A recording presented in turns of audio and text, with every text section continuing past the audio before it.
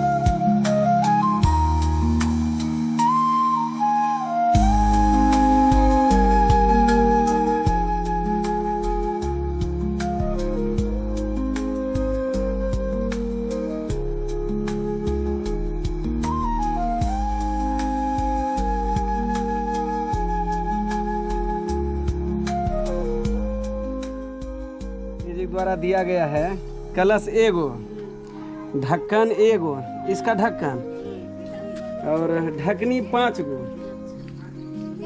दीप 20 गो,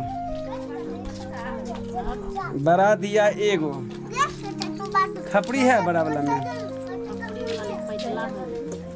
ना हाँ धूप जलाने के लिए नहीं तनी सब फैलल रहे छे तो बड़ा जे पीछे छेद कर गए तो पतला एगो, धूपदानी एगो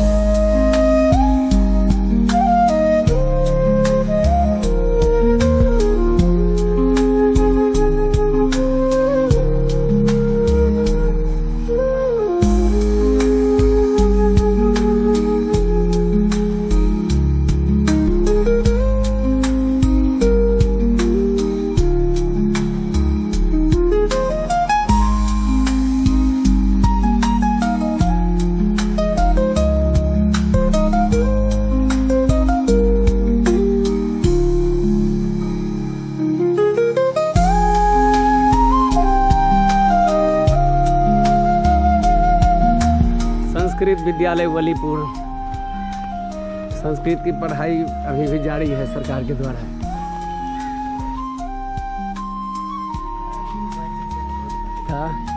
कितना अच्छा लगी।